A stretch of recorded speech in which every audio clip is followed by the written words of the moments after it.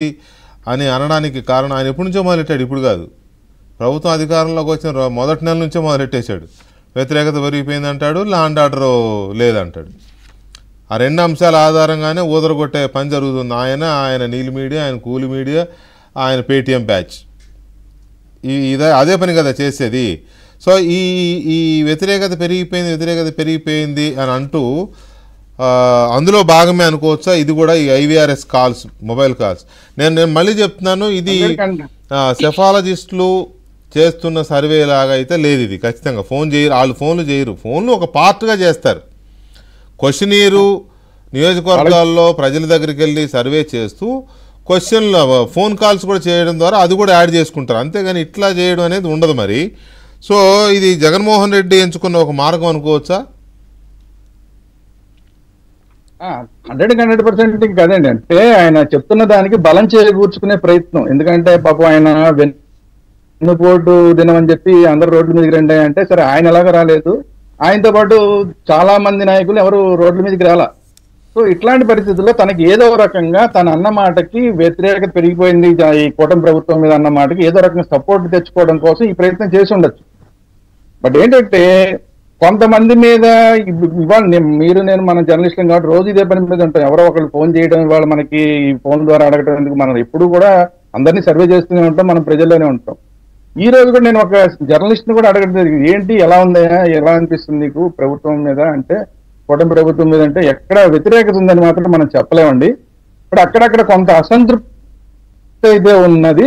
ఆ అసంతృప్తిని కనుక వీళ్ళు సెటరేట్ చేసుకుంటే కనుక ఈ బ్రహ్మాండంగా ఉంటుంది. ఎట్టి పరిస్థితుల్లో అసలు వ్యతిరేకత అనేది లేదు అనేది క్లియర్ గా చెప్తున్నారు. వ్యతిరేకత అనేది లేదు అనేది క్లియర్.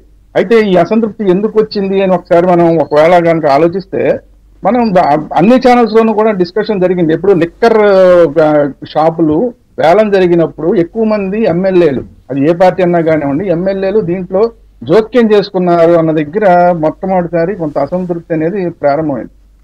ఇది పక్కన పెడితే, రెండోది మిగతా వాటిలో ఎక్కడన్నా కమిషన్లు ఇలాంటివన్నీ కొంతమంది ఎమ్మెల్యేలు ఎక్కడన్నా తీసుకుంటూ ఉండుంటే కనుక వాటిని కంట్రోల్ చేయకపోతే మాత్రం ఈ అసంతృప్తి అనేది వ్యతిరేకతలోకి మారే అవకాశం ఉంటుంది. అది జరగకుండా చూసుకోవాల్సిన అవసరం ఉంది. మూడోది మెయిన్ ఇంపార్టెంట్ విషయం ఏంటంటే, ఎమ్మెల్యేలు వాళ్ళ దగ్గరికి వచ్చిన మనుషులతోటి, వాళ్ళు ప్రజలు రకరకాల సమస్యలతోటి వస్తుంటారు, వాళ్ళ దగ్గరికి వచ్చిన వాళ్ళతోటి వీళ్ళు అడ్రస్ చేసే విధానం అన్నిటికన్నా, ఎందుకంటే వీళ్ళు దేంట్లోనా జోక్యం చేసుకున్నారా, వీళ్ళు ఏమైనా తినేసారా, ఇవన్నీ ఎవరికి తెలియవు, కామన్ మ్యాన్కి తెలియవు.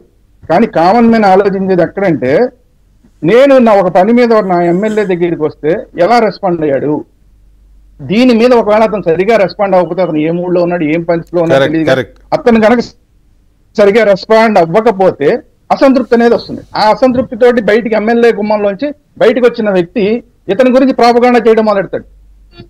నేను వెళ్ళానే, అసలు సరిగా మాట్లాడలేదే, అంటే ఇలాగే ఉన్నాడే మాట్లాడాడు అనుకోండి, అది నెమ్మదిగా వెళ్ళిపోతుంది. బట్ ఇక్కడ మనం గమనించాల్సిన విషయం ఏంటంటే, ఇది ఎమ్మెల్యేల స్థాయిలో మాత్రమే ఉన్నది తప్ప, ఎక్కడ ఇందాక మనం 60-70 మందిని కొన్ని ఛానల్స్ వస్తాయి, అలా అని కాదు, 60 మందా 20 మందా 30 మంది అనే సమస్య కాదు. కానీ ఇది ఎమ్మెల్యేల స్థాయిలో ఉంది తప్ప ఎక్కడా కూడా కూటమి ప్రభుత్వ స్థాయిలోకి అసంతృప్తి అనేది ఏం లేదు. చంద్రబాబు నాయుడు గారు రోజు ఎంత కష్టపడుతున్నారో అందరూ చూస్తున్నారు. ఢిల్లీకి ఎన్ని తిరిగి డబ్బులు ఎలా తీసుకొస్తున్నారో అందరూ చూస్తున్నారు. పవన్ కళ్యాణ్ గారు సీజ్ ద షిప్ అని చెప్పి కూడా ఆ షిప్పుల లోపలికి ఎక్కడికో సముద్రంలోకి వెళ్ళి కూడా, అలాగే అరకు లోపలికి ఎక్కడికో వెళ్ళిపోయి కూడా, అడవుల్లోకి వెళ్ళిపోయి కూడా అందరి దగ్గరికి ఎలా వెళ్తున్నారు చూస్తున్నారు. సో ఇది ఎమ్మెల్యేల స్థాయిలో ఉన్న అసంతృప్తిని ఇది మనం కూటమి ప్రభుత్వానికి అంటకట్టడం కరెక్ట్ కాదు. సో కూటమి ప్రభుత్వం మీద ఏమాత్రం ప్రస్తుతానికైతే అసంతృప్తి లేదు, వ్యతిరేకత లేదు.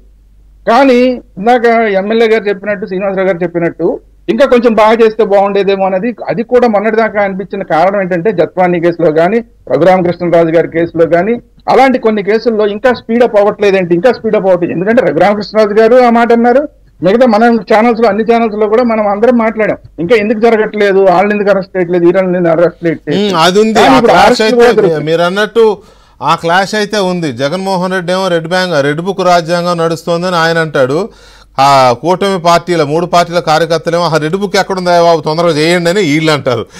ఈ ఘర్షణ అయితే ఉంది ప్రజల్లో.